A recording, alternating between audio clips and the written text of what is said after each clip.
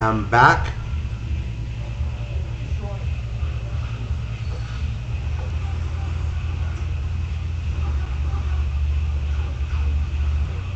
Estimation.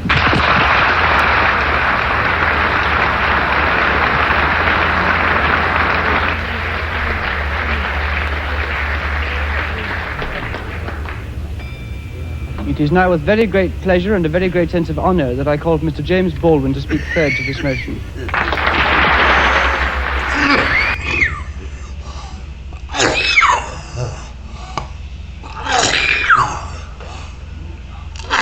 Oh, excuse me.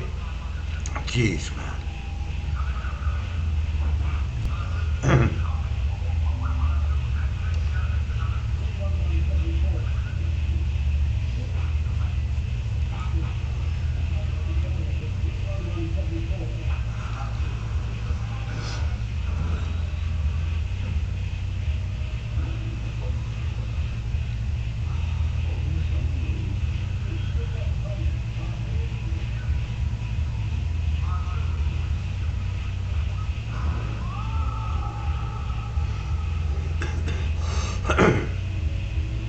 Hello, everyone.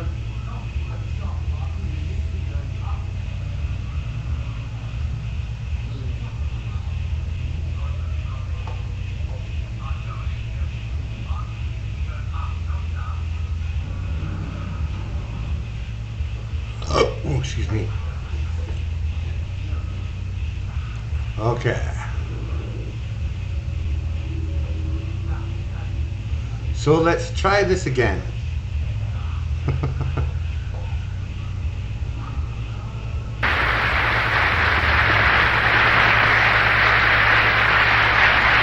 Now we have Mr. James Baldwin, the star of the evening, who has been sitting, listening attentively, getting a wonderful reception here in the Cambridge Union.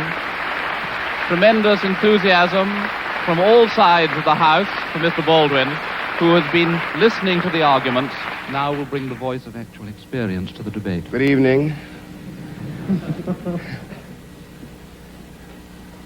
I find myself, not for the first time, in the position of a kind of Jeremiah. For example, I don't disagree with Mr. Burford that the inequality suffered by the American Negro population of the United States has hindered the American dream. Indeed, it has.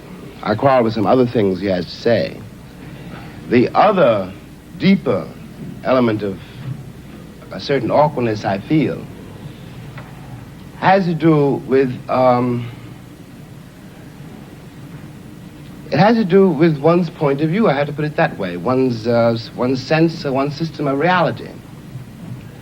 It would seem to me that the proposition before the House, when I put it that way, is the American dream at the expense of the American Negro, or the American dream is at the expense of the American Negro, is a question hideously loaded, and that one's response to that question, or one's reaction to that question, has to depend on an effect on where you find yourself in the world, what your sense of reality is, what your system of reality is. That is, it depends on assumptions which we hold so deeply as to be scarcely aware of them. A white South African, or a Mississippi sharecropper, or a Mississippi sheriff, or a Frenchman driven out of Algeria, all have, at bottom, a system of reality which compels them to, for example, in the case of the French exile from Algeria, to defend French reasons for having ruled Algeria. The Mississippi or the Alabama sheriff, who really does believe when he's facing a Negro boy or girl, that this woman, this man, this child, must be insane to attack the system to which he owes his entire identity. Of course, for such a person, the proposition of which we're trying to discuss here tonight does not exist. And on the other hand, I have to speak as one of the people who've been most attacked by what we must now here call the Western or the European system of reality. What white people in the world, because the doctrine of white supremacy, I hate to say it here, comes from Europe. That's how it got to America. Beneath then, whatever one's reaction to this proposition is, has to be the question of whether or not civilizations can be considered as such equal, or whether one civilization has the right to overtake and subjugate and in fact to destroy another. Now what happens when that happens? Leaving aside all the physical facts which one can quote, leaving aside rape or murder, leaving aside the bloody catalog of oppression, which we are in one way too familiar with already, what this does to the subjugated, the most private, the most serious thing this does to the subjugated, is to destroy his sense of reality. It destroys, for example, his father's authority over him. His father can no longer tell him anything because the past has disappeared, and his father has no power in the world. This means, in the case of an American Negro, born in that glittering republic, and in the moment you are born, since you don't know any better, every stick and stone and every face is white, and since you have not yet seen a mirror, you suppose that you are too. It comes as a great shock around the age of 5 or 6 or 7 to discover that the flag to which you have pledged allegiance, along with everybody else, has not pledged allegiance to you. It comes as a great shock to discover that Gary Cooper killing off the Indians when you were rooting for Gary Cooper, that the Indians were you. It comes as a great shock to discover that the country, which is your birthplace, and to which you owe your life and your identity, has not in its whole system of reality evolved any place for you. The disaffection, the demoralization, and the gap between one person and another, only on the basis of the color of their skins, begins there and accelerates throughout a whole lifetime, so that presently you realize you're 30 and are having a terrible time managing to trust your countrymen. By the time you are 30, you have been through a certain kind of mill. And the most serious effect of the mill you've been through is again not the catalog of disaster. The policemen, the taxi drivers, the waiters, the landlady, the landlord, the banks, the insurance companies, the millions of details, 24 hours of every day, which spell out to you that you are a worthless human being. It is not that. It is by that time you've begun to see it happening in your daughter or your son or your niece or your nephew. You are 30 by now, and nothing you have done has helped you to escape the trap. But what is worse than that is that nothing you have done, and as far as you can tell, nothing you can do, will save your son or your daughter from meeting the same disaster and not impossibly coming to the same end. Now, we're speaking about expense. I suppose there are several ways to address oneself to some attempt to define what that word means here. Let me put it this way, that from a very literal point of view, the harbors and the ports and the railroads of the country, the economy, especially of the southern states, could not conceivably be what it has become if they had not had, and do not still have indeed, and for so long, so many generations, cheap labor. I am stating very seriously, and this is not an overstatement, that I picked the cotton and I carried it to market. And I built the railroads under someone else's whip for nothing. For nothing. The Southern oligarchy, which has until today so much power in Washington, and therefore some power in the world, was created by my labor and my sweat, and the violation of my women and the murder of my children. This, in the land of the free and the home of the brave. And no one can challenge that statement. It is a matter of historical record. In another way, this dream, and we'll get to the dream in a moment, is at the expense of the American Negro. You watch this in the Deep South in great relief, but not only in the Deep South.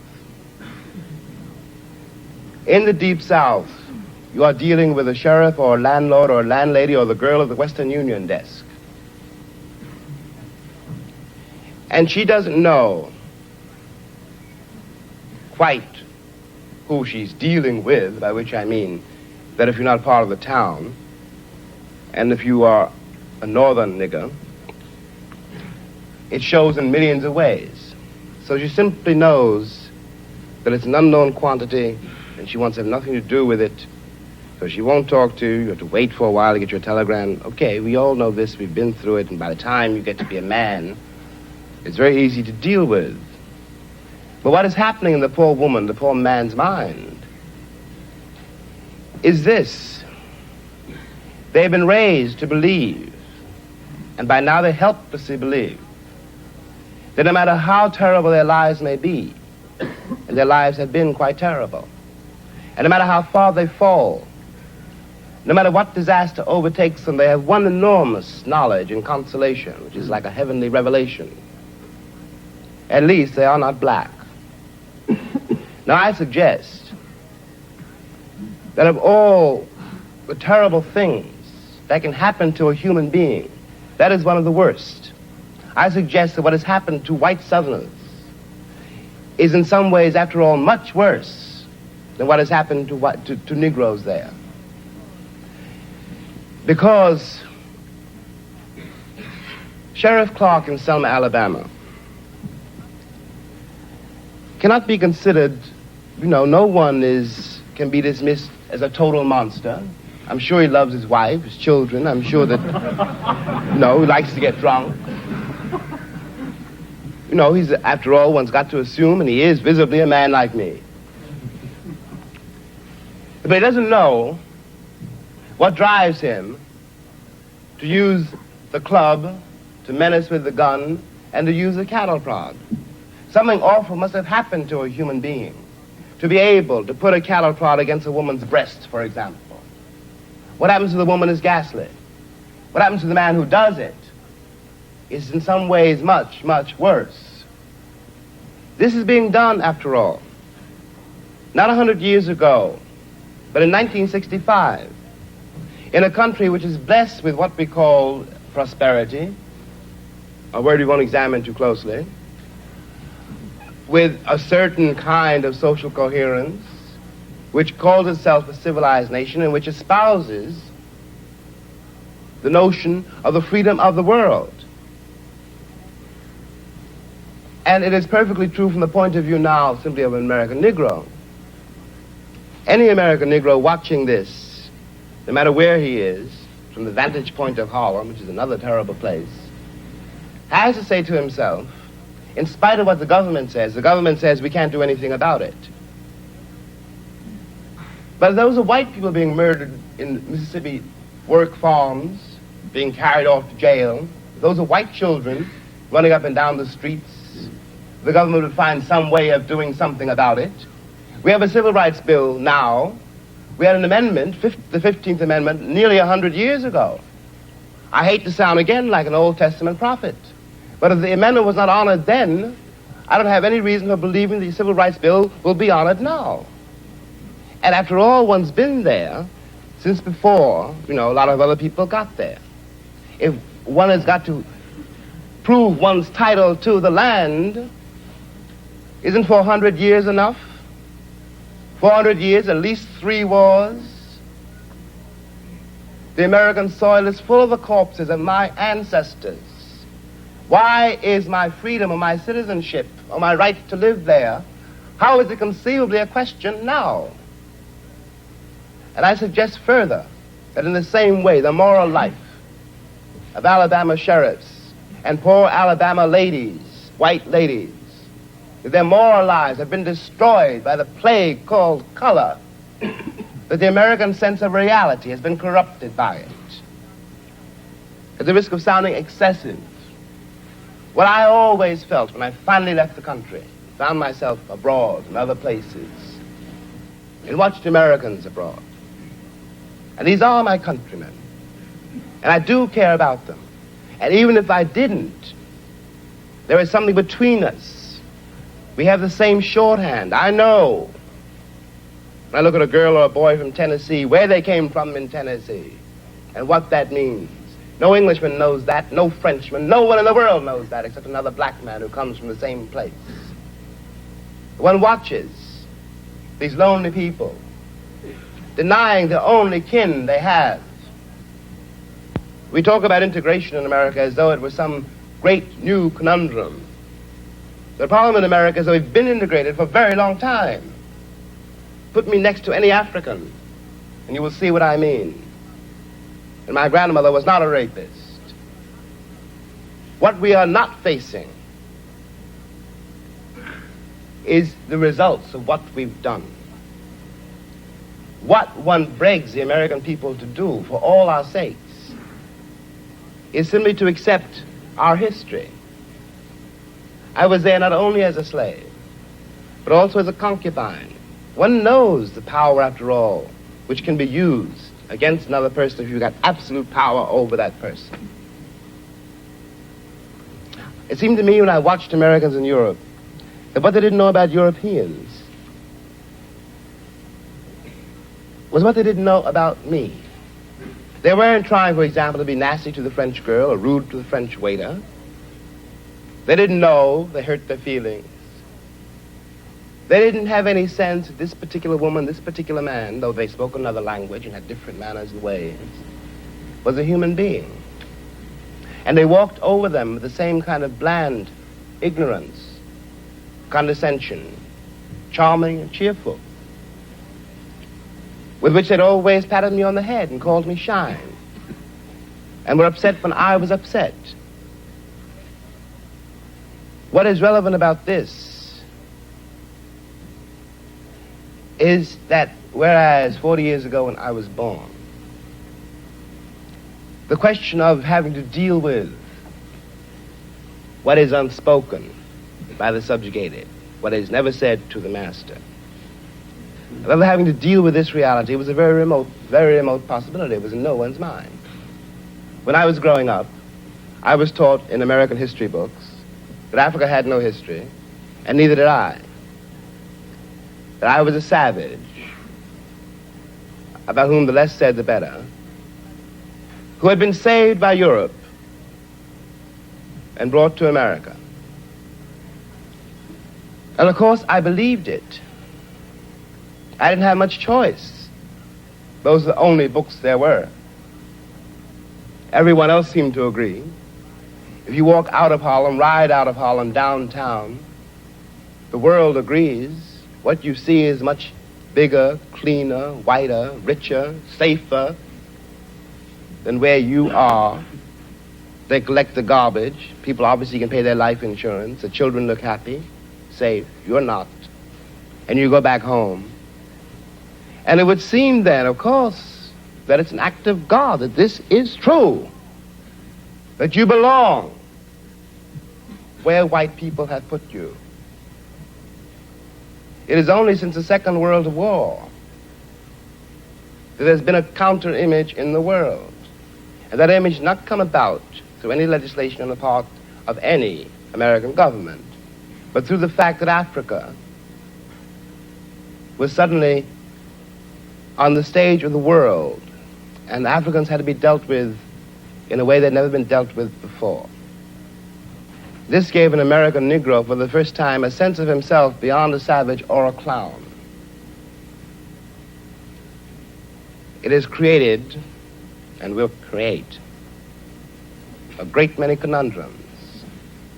One of the great things that the white world does not know, but I think I do know, is that black people are just like everybody else.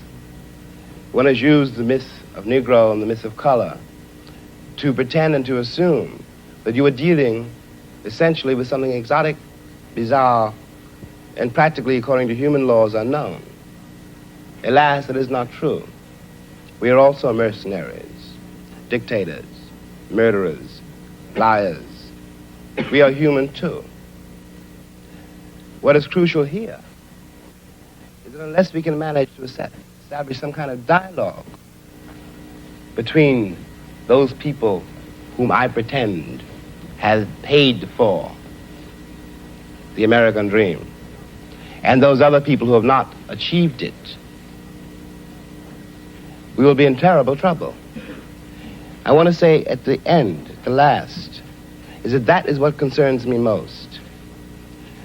We are sitting in this room, and we are all, at least we like to think we are, relatively civilized, and we can talk to each other at least on certain levels,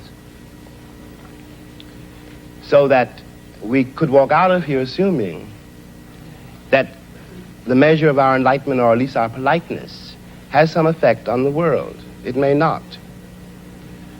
I remember, for example, when the ex-Attorney General, Mr. Robert Kennedy, said that it was conceivable that in 40 years in America we might have a Negro president. And that sounded like a very emancipated statement, I suppose, to white people. They were not in Harlem when this statement was first heard, and did not hear, and possibly will never hear, the laughter and the bitterness and the scorn with which the statement was greeted. From the point of view of the man in the Harlem barbershop, Bobby Kennedy only got here yesterday. And now he's already on his way to the presidency. We've been here for 400 years, and now he tells us that maybe in 40 years, if you're good, we may let you become president. What is dangerous here is the turning away from anything any white American says. The reason for the political hesitation, and in spite of the Johnson landslide, is the one that's been betrayed by American politicians for so long. And I'm a grown man, and perhaps I can be reasoned with. I certainly hope I can be.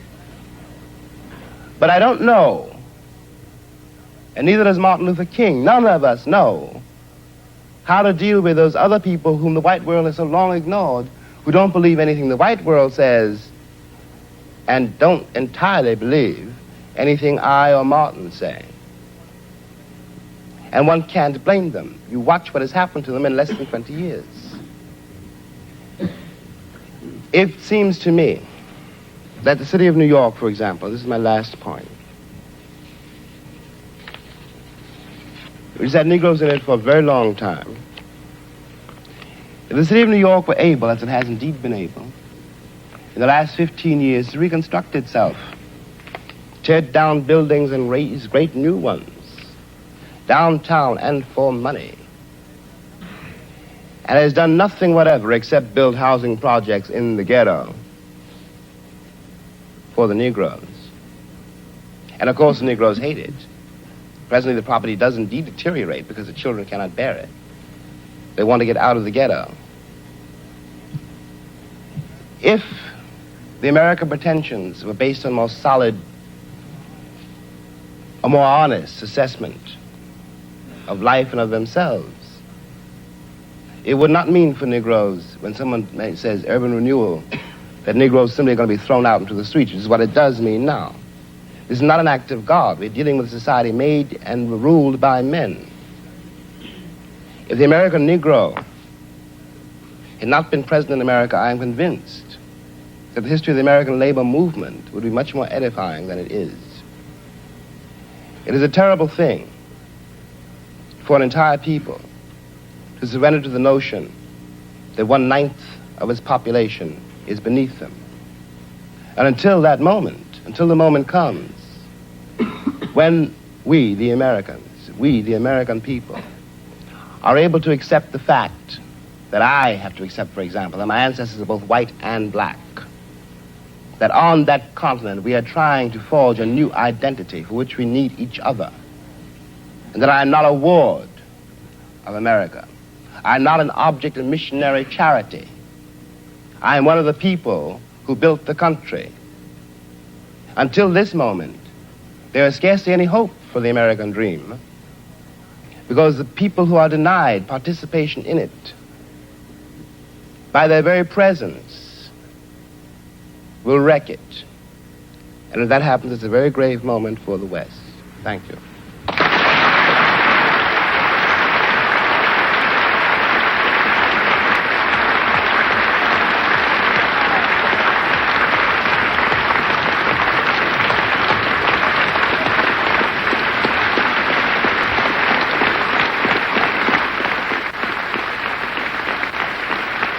Tremendously moving moment now. The whole of the Union. If you notice, when he's looking and watching them all stand up, he's surprised. That surprised look. Like, oh, what the fuck? All these white people are standing up and applauding me? Imagine that.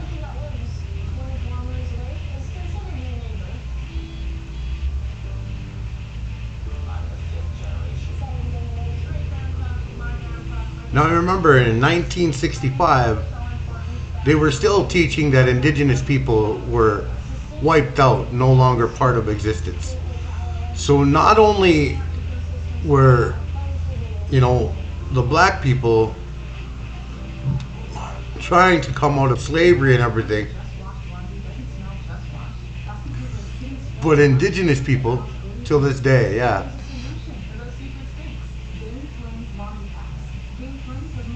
Us indigenous people are still enduring this shit. Genocide. Still to this day. America still thinks, yeah, exactly, Biltmore. Be more, exactly. So,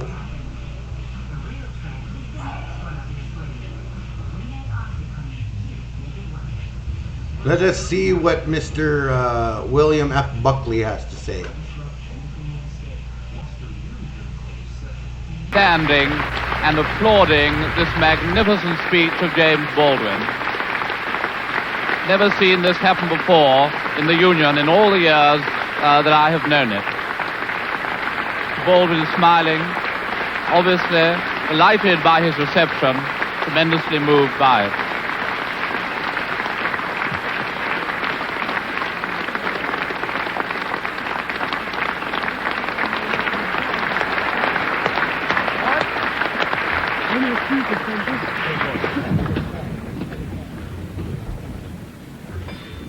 I am now very grateful and very pleased to be able to call Mr. You're very much so right, right? I mean, even subcountable. Thanks for the follow. All us Latinos instead of what most of us are, which is diverse. Yeah. You're very much right, right? Like, look at Mark Charles. Because he's indigenous, even a lot of the left overlook him. Oh, he'd be better off in some smaller office. Some smaller thing, like maybe on the Senate or something. Well, why can't a native or indigenous person be president or prime minister of our own fucking country?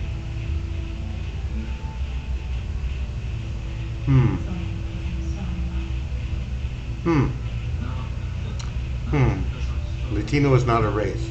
Most of our mix. There are black, indigenous, and white Latinos. Yeah. Yeah, right. You're right. See, so think about that. We have to think about that. Even on the left, when you bring up and a mix of it all, yeah, and a mix of it all, yeah. They don't want us in charge, yeah, right. You know, I often wonder why.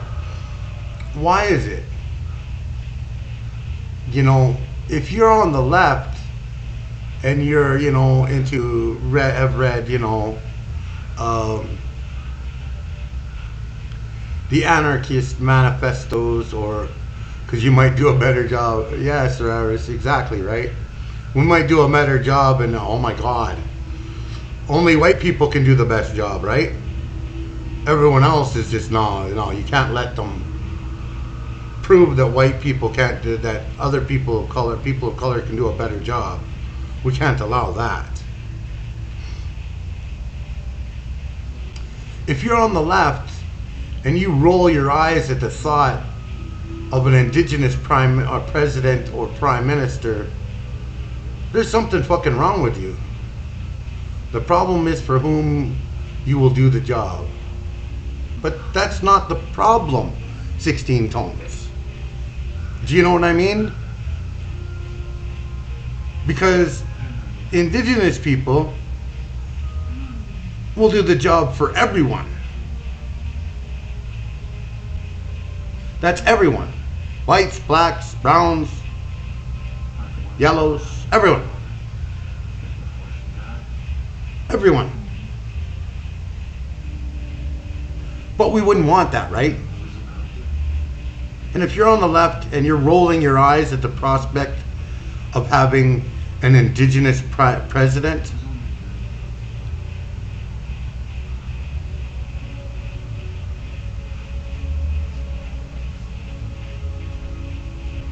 yeah, we'll uplift everyone, and they want to keep their power. Yeah. If you're on the left and you roll your eyes or get scared of the thought of an indigenous president, ask yourself why. Because truly, if you're on the left and you're real in what you talk about, it shouldn't matter whether your next president is an indigenous person or not. You should be welcoming it, in the thought that, yeah, you know, all these old white dudes have fucked up this country hugely. Maybe we should let some indigenous people in, and maybe we might get somewhere.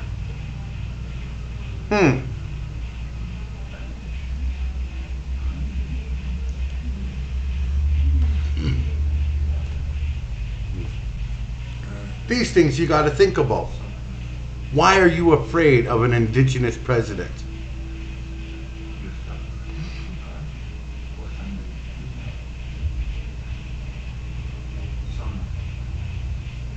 Yeah.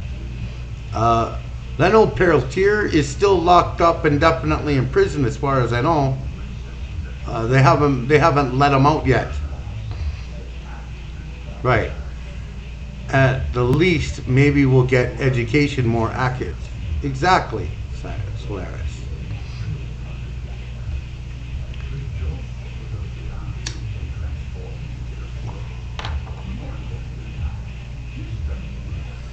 It's the system. President is an executive of American imperialism and capitalism. Yeah. But do we really need that?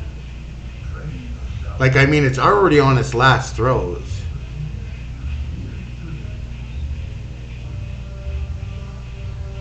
Who's PSL? He had to be replaced for health reasons in 2020.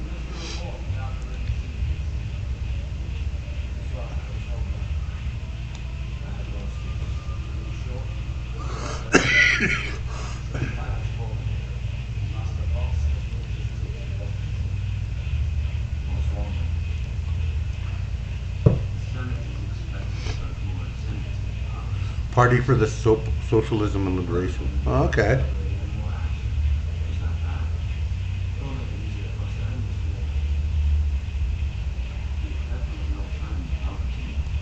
Yeah, Solaris, we need to reband better. Exactly.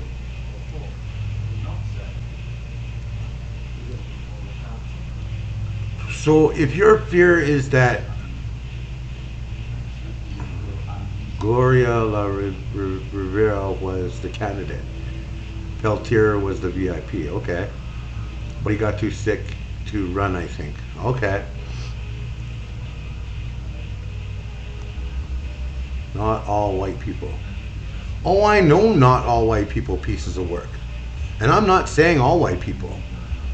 I'm saying if you as a white person and you're on the left and you roll your eyes or get scared of an indigenous leadership, ask yourself why.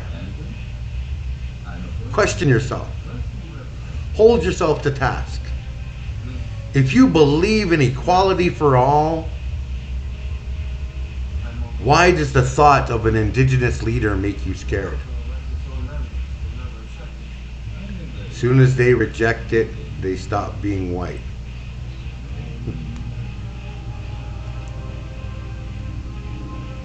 Well, they need to come up with an identity for themselves to differentiate. Yeah.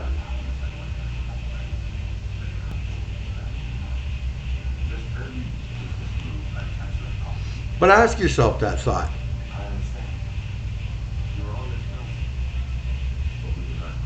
Yeah. Yeah, I don't know what to call myself. I don't want to be white. Settler, I guess? I don't know. It doesn't. In fact, I totally believe your people should have all the land back. Thanks, Mr. Piece of Work.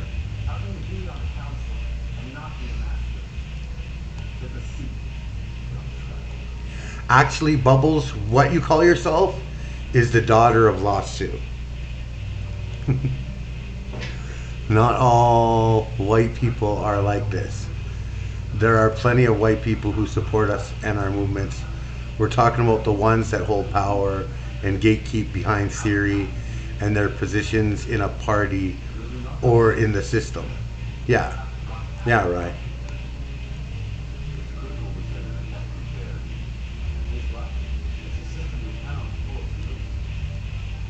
I know indigenous people will side with Puerto Rico.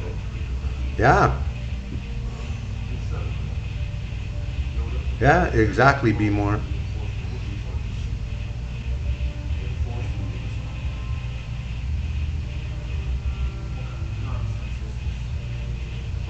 Yeah, I can't pick it for them either. But Bubbles can very simply, it's easy for Comrade Bubbles. All she does is say, I'm the daughter of Lost Sioux.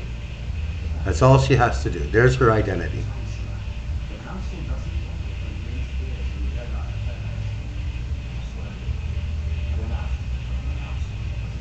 Yes, Be More, exactly. A chance at solutions.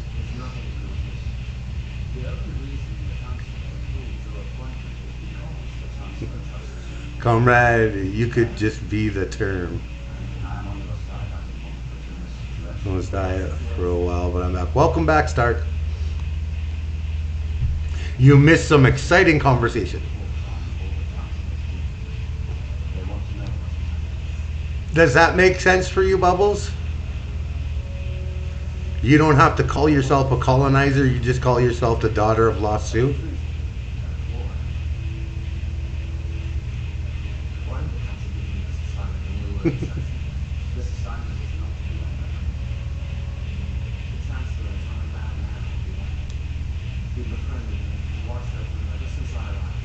Okay, well, I mean, you already call me dad. I already call you daughter, so.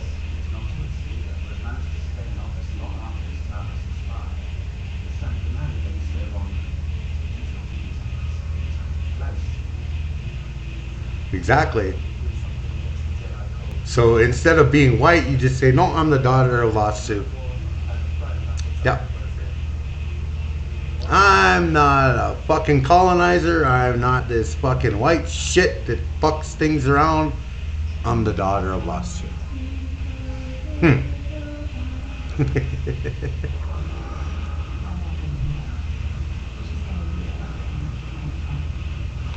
And according to traditional indigenous cultures, you can even ask Sean or anyone else, being adopted by an indigenous person, some people identify with their national origins, like some identify as Live or Irish, Spaniard, or yeah.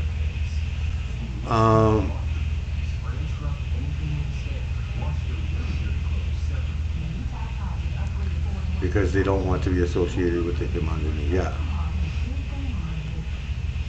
Actually, according to indigenous culture, you've been adopted, Bubbles, so you no longer become white.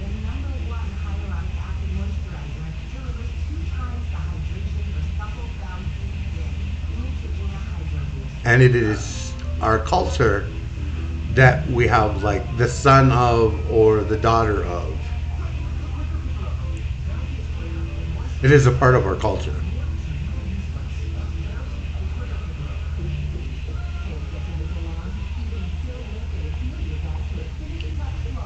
So let us see what this white guy has to say in his debate as the opposing side. Mr. William F. Buckley Jr. to speak forth to this motion.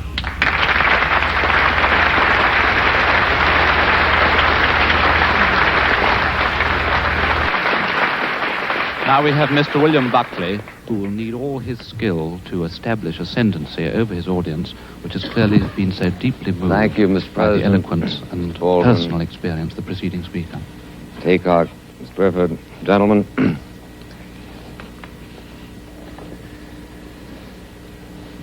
It seems to me that of all the indictments Mr. Baldwin has made of America, here tonight and in his copious literature of protest, the one that is most striking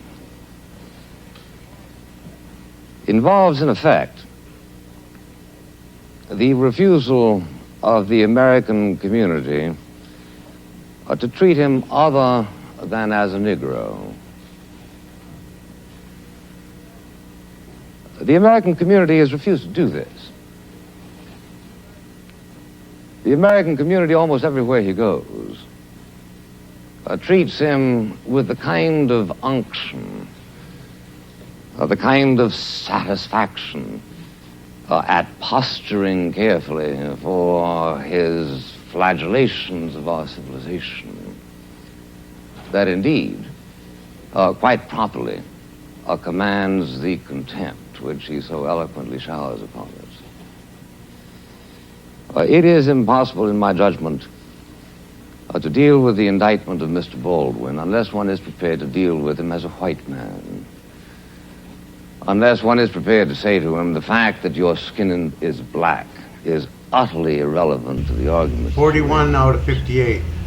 The fact that you sit here, as is your rhetorical device, and lay the entire weight of the Negro ordeal on your own shoulders is irrelevant to the argument that we are here to discuss.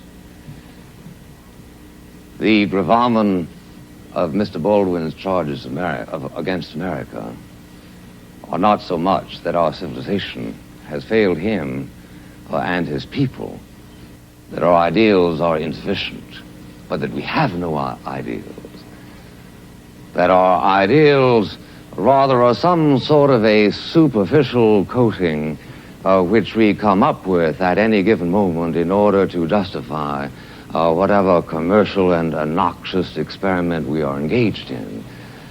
Thus, Mr. Baldwin can write his book, The Fire Next Time, in which he threatens America. He didn't, in writing that book, speak with the British accents that he used exclusively tonight, in which he threatened America with the necessity for us to jettison our entire civilization. The only thing that the white man has that the Negro should want, he said, is power. And he is treated from coast to coast in the United States Mr. Buckley, with a kind Mr. of Buckley unctuous doesn't choose to give way. The interrupter which must, and he in has done. The fact, interrupter is now set down. goes beyond anything that was ever expected from the most servile Negro creature by a Southern family. I propose to pay him the honor this night of saying to him, Mr. Baldwin, I am going to speak to you without any reference whatever to those surrounding protections which you are used to in virtue of the fact that you are a Negro. And here we need to ask the question, what in fact shall we do about it, Mr. President? What shall we in America try to do, for instance, to eliminate those psychic humiliations which I join Mr. Baldwin in believing are the very worst aspects of this discrimination? You found it a source of considerable mirth to laugh away the statistics of my colleague, Mr. Burford. I don't think they are insignificant. They are certainly not insignificant in a world which attaches a considerable importance to material progress. It is, in fact, the case that 7/10 of the white income of the United States is equal to the income that is made by the average Negro. I don't think this is an irrelevant statistic, ladies and gentlemen. It takes a capitalization of $15,000, $16,000, $17,000 per job in the United States. This is a capitalization that was not created exclusively as a result of Negro travail. My great-grandparents worked too. Presumably yours worked also. I don't know of anything that has ever been created without the expense of something. All of you who hope for a diploma here are going to do that at the expense of a considerable amount of effort. And I would thank you, please not to belie the fact that a considerable amount of effort went into the production of a system which grants a greater degree of material well-being to the American Negro than that is enjoyed by 95% of the other peoples of the human race. But even so, to the extent that your withering laughter suggested here that you found this a contemptible observation, I agree. I don't think it matters that there are 35 millionaires among the Negro community. If there were 20 million millionaires among the Negro community of the United States, I would still agree with you that we have a dastardly situation. But I'm asking you not to make politics as the crow flies, to use the fleeted phrase of Professor Oakeshott, but rather to consider what, in fact, is it that we Americans ought to do? What are your instructions that I'm to take back to the United States, my friend? I want to know what it is that we should do, and especially I want to know whether it is time, in fact, to abandon the American dream as it has been defined by Mr. Haycock and Mr. Burford. What, in fact, is it that we ought to do, for instance, to avoid two humiliations mentioned by Mr. Baldwin as being a part of his own experience during his lifetime. At the age of 12, you will find on reading his book, he trespassed outside the ghetto of Harlem and was taken by the scruff of the neck by a policeman on 42nd Street and Madison Avenue and said, "Here, you nigger, go back to where you belong." 15, 20 years later, he goes in and asks for a Scotch whiskey at the airport at Chicago and is told by the white barman that he is obviously underage and under the circumstances cannot be served. I know from your faces that you share with me the feeling of compassion and the feeling of outrage that this kind of thing should have happened. What, in fact, are we going to do to this policeman? And what, in fact, are we going to do to this barman? How are we going to avoid the kind of humiliations that are perpetually visited on members of a minority race? Obviously, the first element is concern. We've got to care that it happens. We have got to do what we can to change the warp and woof of moral thought in society in such fashion as to try to make it happen less and less. Let me urge this point to you, which I can do with authority, my friends, the only thing that I can tonight. And that is to tell you that in the United States, there is a concern for the Negro problem. Now, if you get up to me and say...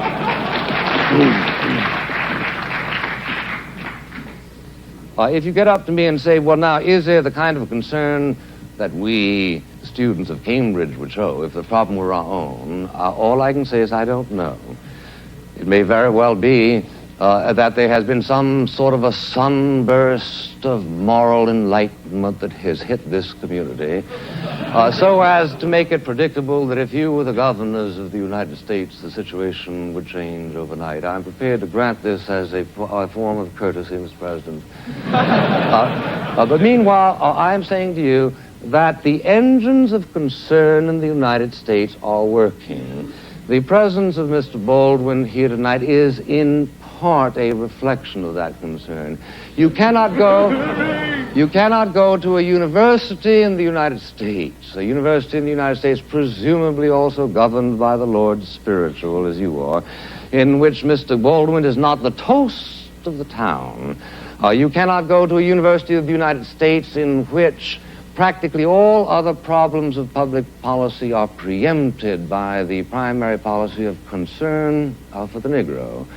I challenge you to name me another civilization, anytime, anywhere in the history of the world, in which the problems of a minority, which have been showing considerable material and political advancement, is as much a subject of dramatic concern as it is in the United States. Let me just say finally, ladies and gentlemen, this. There is no instant cure for the race problem in America. And anybody who tells you that there is a charlatan and ultimately a boring man. Boring precisely because he is then speaking in the kind of abstractions that do not relate to the human experience. The trouble in America where the Negro community is concerned is a very complicated one. I urge those of you who have an actual rather than a purely ideologized interest in the problem to read the book Beyond the Melting Pot by Professor Glaser, also co-author of The Lonely Crowd, a prominent Jewish intellectual, who points to the fact that the situation in America where the Negroes are concerned is extremely complex as a result of an unfortunate conjunction of two factors. One is the dreadful efforts to perpetuate discrimination by many individual American citizens as a result of their lack of that final and ultimate concern which some people are truly trying to agitate. The other is as a result of the failure of the Negro community itself to make certain exertions which were made by other minority groups during the American experience. If you can stand a statistic not of my own making, let me... So first things first, I want to point out, first things first, what he just stated is a complete fallacy, okay? He's talking about black people exerting.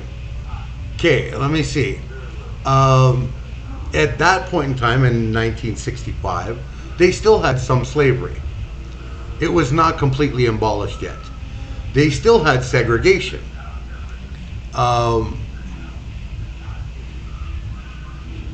And in the college where he is there speaking, slavery is still not abolished. That's right. Underneath the 13th Amendment, it is still a legal punishment. The courts now are the ones that determine slavery.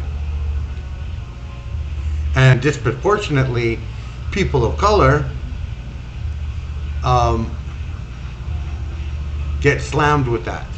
A longer sentence than white people do for the same crime.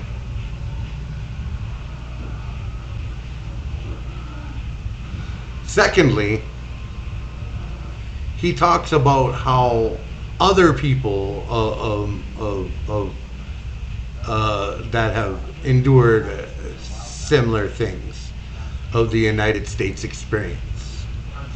Yet, if you notice, he doesn't want to bring up indigenous people because that would shoot himself in the foot, right? He would be like, oh shit, no. If I bring up indigenous people, everyone's going to point to that.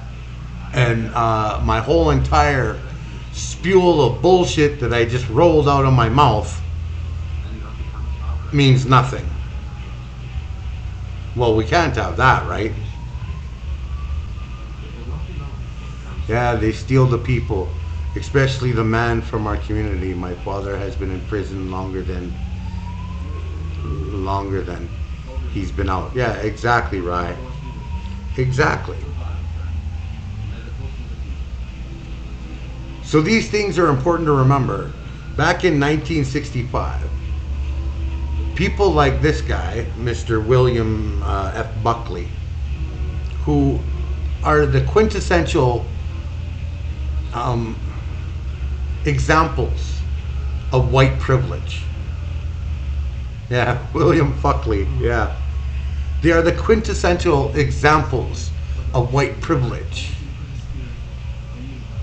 And how, rather than owning and accepting the history and that the ownership of that he is a part of the continuation of discrimination, racism, and slavery, they have the other people's money to defend. Yeah. Yeah. Be more. Yeah. So rather than owning up to it, he's trying to push it off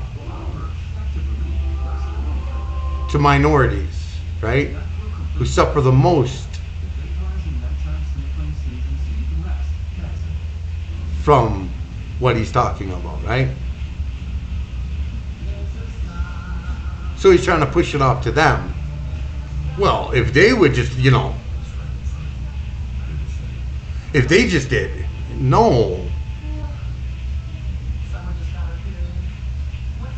Like, seriously.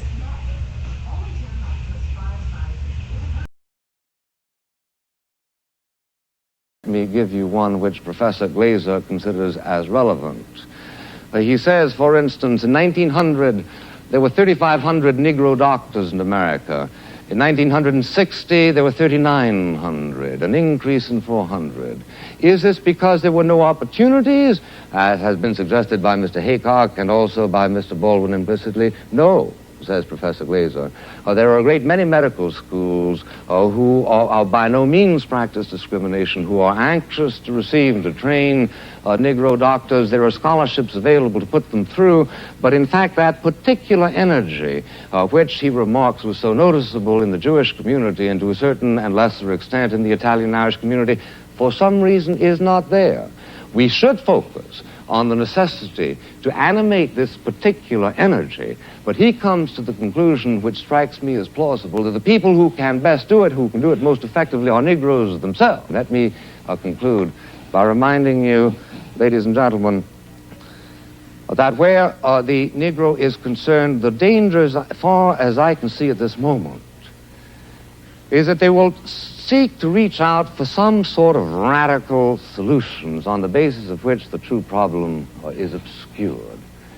They have done a great deal to focus on the fact of white discrimination against the Negroes. They have done a great deal to agitate a moral concern, but where, in fact, do they go now? They seem to be slipping, if you will read carefully, for instance, the words of Mr. Bayard Rustin, towards some sort of a Procrustean formulation which ends up less urging the advancement of the Negro than the regression of the white people. 14 times as many people in New York City born of Negroes are illegitimate as of whites. This is a problem. How shall we address it? By seeking out laws that encourage illegitimacy in white people? This, unfortunately, tends to be the rhetorical momentum that some of their arguments are taking. One thing you might do, Mr. Buckley, is let them vote in Mississippi. I agree. I agree.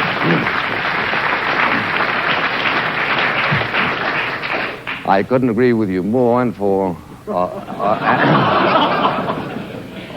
except lest I appear too ingratiating, which is hardly my objective here tonight. I think actually what is wrong in Mississippi, sir, is not that not enough Negroes are voting, but that too many white people are voting.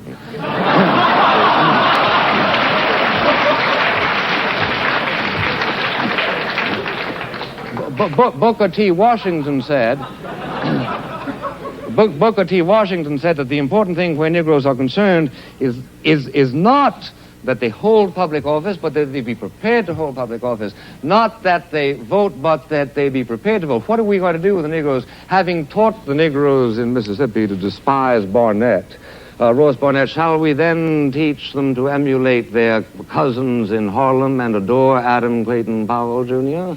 It is much more complicated, sir, than simply the question of giving them the vote. If I were myself a constituent of the community of Mississippi at this moment, what I would do is vote to lift the standards of the vote so as to disqualify 65% of the white people who are presently voting. Not simply to give the... I say then that what we need is a considerable amount of frankness that acknowledges that there are two sets of difficulties. The difficulties of the white person who acts as white people and brown people and black people do all over the world to protect their own vested interests, who have, as all of the races in the entire world have, and suffer from a kind of a racial narcissism which tends always to convert every contingency into such a way as to maximize their own power. That, yes, we must do. But we must also reach through to the Negro people and tell them that their best chances are in a mobile society. And the most mobile society in the world today, my friends, is the United States of America. The most mobile society of the United States in the world is the United States of America, and it is precisely that mobility which will give opportunities to the Negroes which they must be encouraged to take. But they must not, in the course of their ordeal, be encouraged to adopt the kind of cynicism, the kind of despair, the kind of iconoclasm that is urged upon them by Mr. Baldwin in his recent works. Because of one thing, I can tell you, I believe with absolute authority, that where the United States is concerned, if it ever becomes a confrontation between a continuation of our own sort of idealism, the private stock of which, granted, like most people in the world, we tend to lavish only every now and then on public enterprises, reserving it so often for our own irritations and pleasures. But the fundamental friend of the Negro people in the United States is the good nature, and is the generosity, and is the good wishes, is the decency, the fundamental decency that do lie at the reserves of the spirit of the American people. These must not be laughed at, and under no circumstances must they be laughed at, and under no circumstances must America be addressed and told that the only alternative to the status quo is to overthrow that civilization which we consider to be the faith of our fathers, the faith indeed of your fathers. So what we're hearing, okay, first off is that Mr. Buckley believes that people of color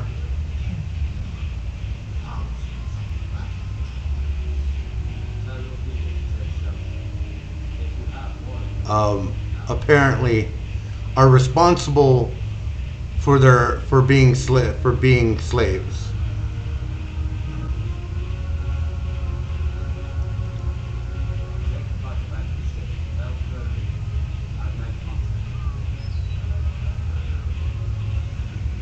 Then continues on to make jokes about it all. And then continues on to speak words of nonsense, to try him make himself seem like he's more intelligent than he actually is. I find that a lot.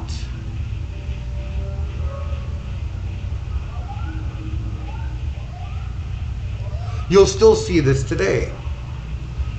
The first thing that came up when I looked at my previous question looks like U.S. is ranked 27.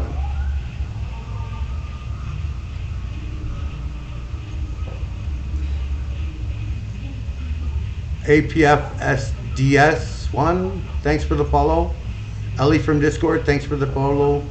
Subcountable, thanks for the follow as well. The more core precepts of conservation is that inequality is fair. Yeah. Not only was it nonsense, but fake nonsense too. Yeah. Is Lindsey Graham in Black and White Times? Yeah, exactly, right? Literally, this guy is just sitting there stringing together words that do not match or do not fit a coherent sentence to try and make himself sound intelligent. He's a putrid, rotten person, historically boring, yet so rooted in hatred and stupidity. Yeah.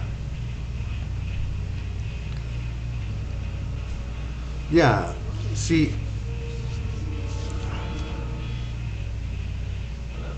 1965 was pretty fucked up. It still is fucked up.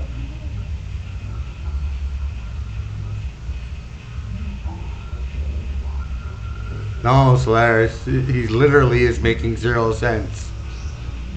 He like literally is making no sense.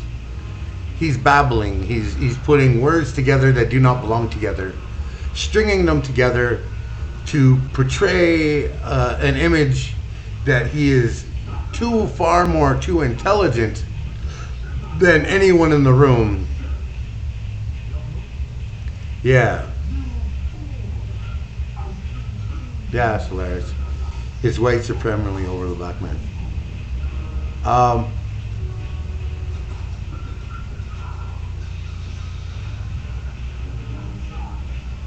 That link might not work, and I thought you were already in my Discord, being that you were in voice chat, Aplaka. Did you leave my Discord again?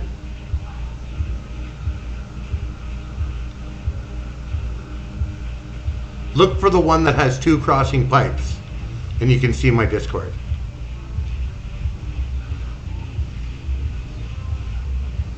On your list.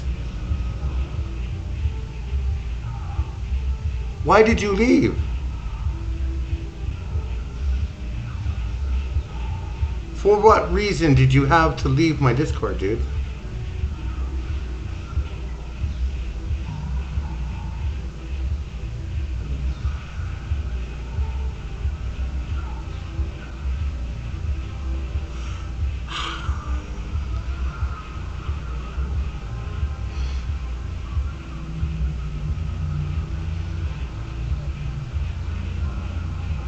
Well, maybe if you ask, nothing personal, I am rather a minimalistic person. Well, maybe Stark would be kind and see, because I don't have my Discord open, and it'll take a while to open up my Discord again. So maybe Stark might be nice and get you a link. He wants the link to join the Discord, my Discord.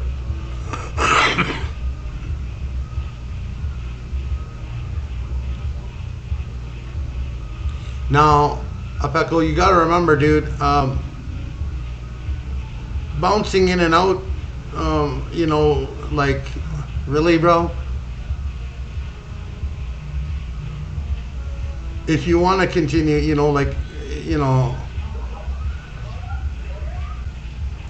you gotta figure something out, bro, because, you know, it's not constantly our responsibility to keep bringing you in every time you leave.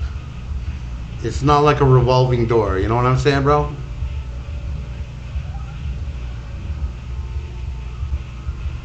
You're a grown person.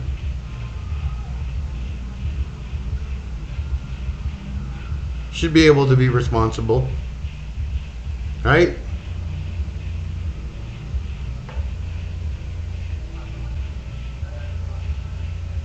That's hilarious.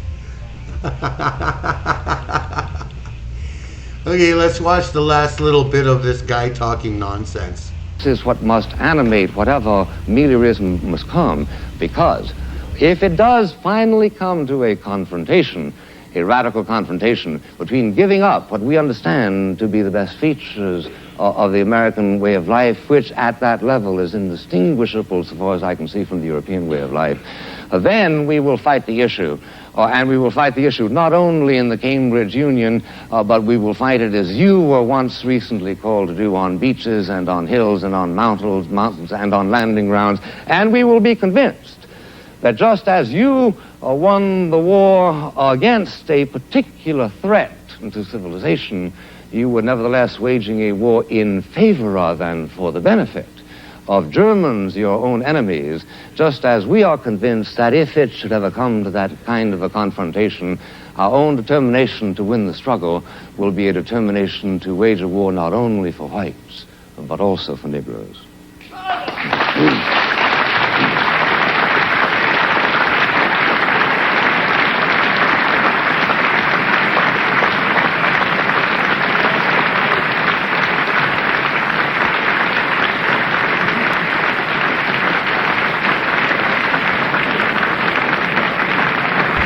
Pretty much defending white supremacy. And, well, you know, Nazi Germans, I heard him say Germans and self-determination. Will the tellers take their places, please? An idea for a Terminator. They voted in favor of the motion being that the American dream is at the expense of the Negro. They voted in favor of that motion 544 persons and against 164 persons. The motion is therefore carried by 380 votes. I declare the House to stand adjourned.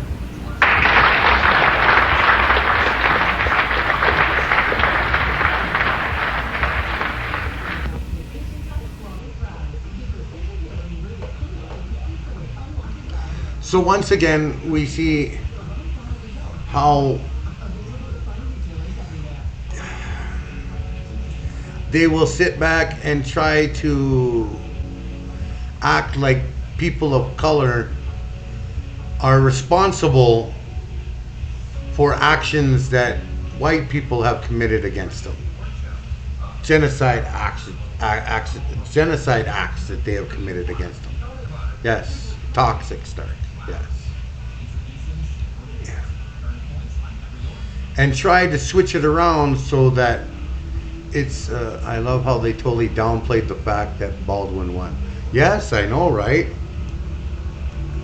Amidst the massive applause for fuckery. Yeah.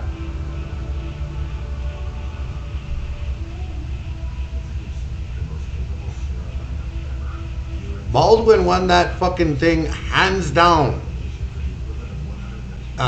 Literally 300 out of 500 people, 300 and some odd voted yes for Baldwin. Only 100 and something voted for fucking Mr. Fuckery.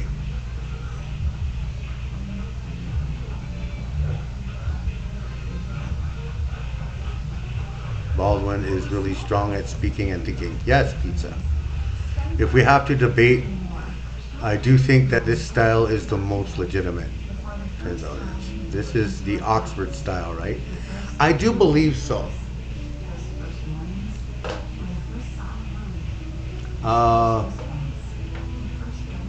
No, this is at Cambridge University.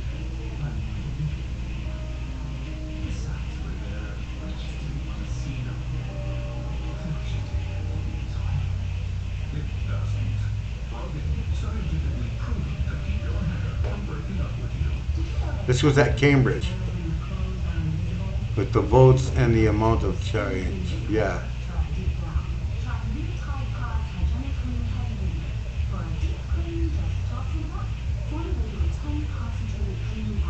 Yes. Oxford is when you have a judge, I think. Oxford is the style of debate. Okay. As to exactly if it's the Oxford style of debate, I'm not 100% sure. I've never been to Oxford, so.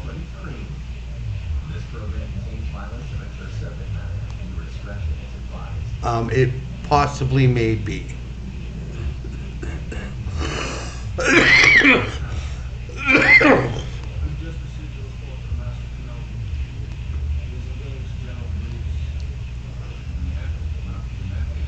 But this most definitely is white people's style of debate, where you have a first and a second on both sides of the argument.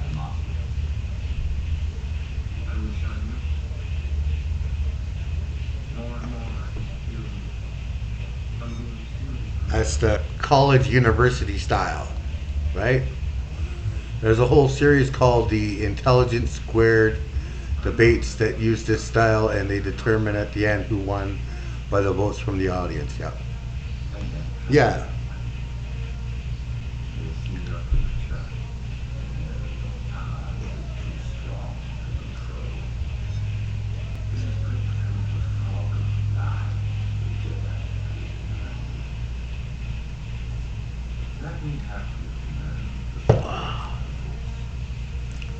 I think this, all in all, I think this was a very good thing to watch.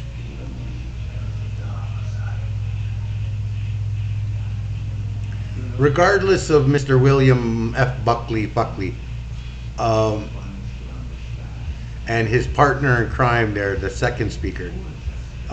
Yeah, this was a cool video that I probably wouldn't have watched on my own. Thank you. No problem, Stark. No problem. I'm all about bringing you all stuff that, you may not have watched on your own. So long as it's within the TOS standards as much as possible. You know what I mean? We try our best to ensure that, it's within TOS as much as we possibly can. Granted, this is the first time I've ever seen this video myself, too. Yeah, exactly, Stark. It's something totally different when you're able to talk about it all together. Talk about it together with other people.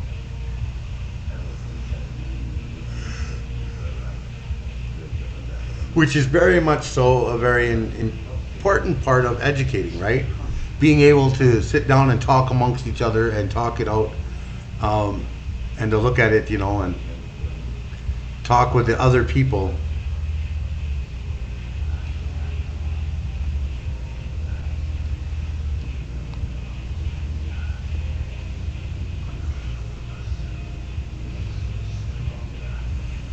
And yes, James Baldwin is definitely an extremely good speaker.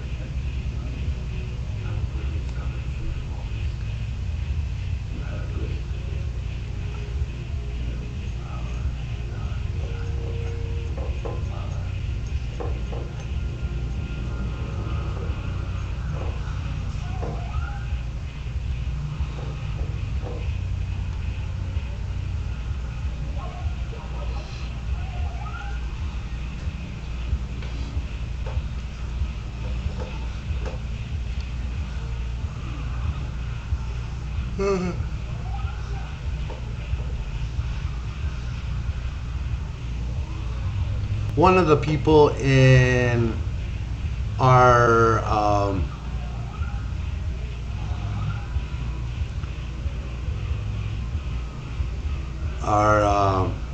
community has been wanting to watch James Baldwin and requested that we watch James Baldwin before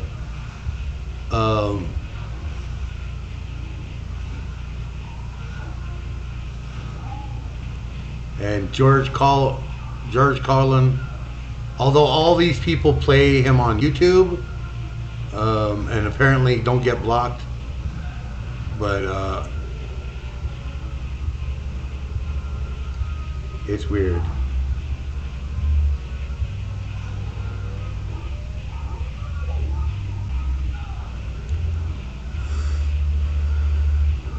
I don't really see the issue with George Carlin, but apparently.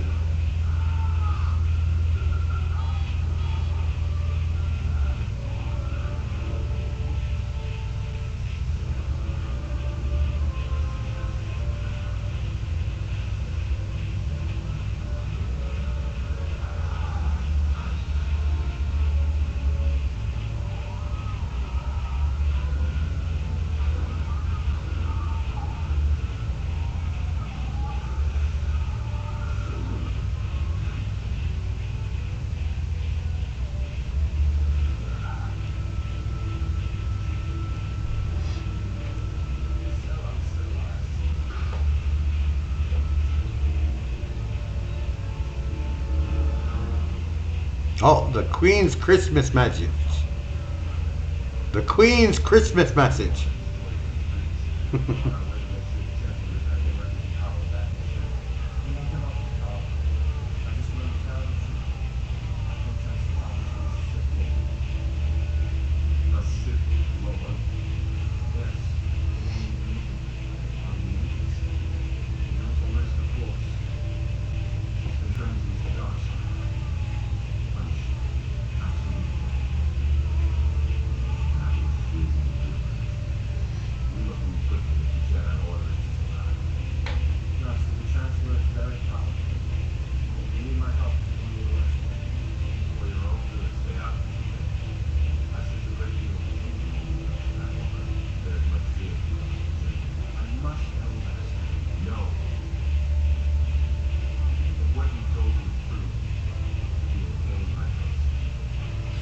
Yeah, Stark.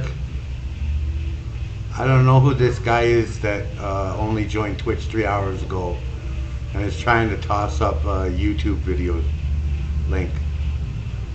I'm all for debates, but what you really need is a game of Monopoly to settle things.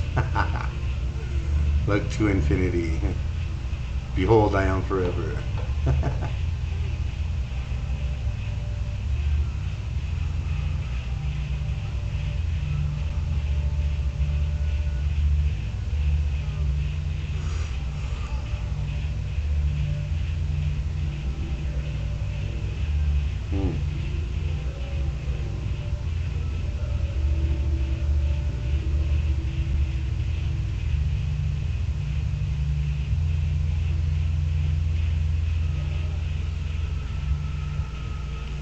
So I find that I am getting tired and I am going to need a nap. So I think we will raid Mr. $27, being that he only has 5 people right now in his watching him, and he deserves much more than that. So thank you all for hanging out with me today, for hanging in there when I had to restart my computer.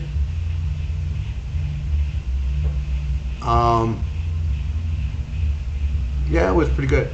So everyone, please hang in and don't go anywhere and join in for the raid. Let's help give David some really good support and a really nice raid. The brother is an excellent bro. The brother is an excellent bro. The brother is an excellent bro.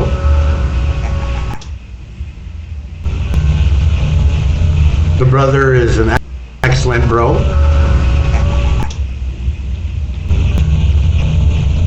The brother is an excellent bro. The brother is an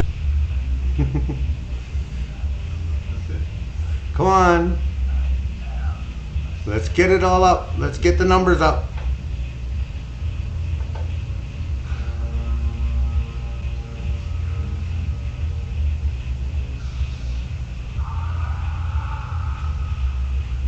Yeah, I know.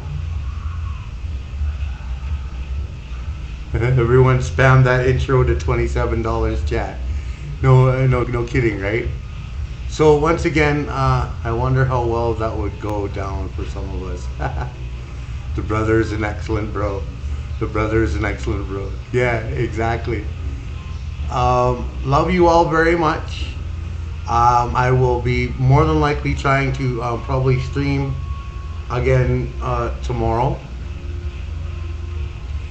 And let's all go see this excellent bro.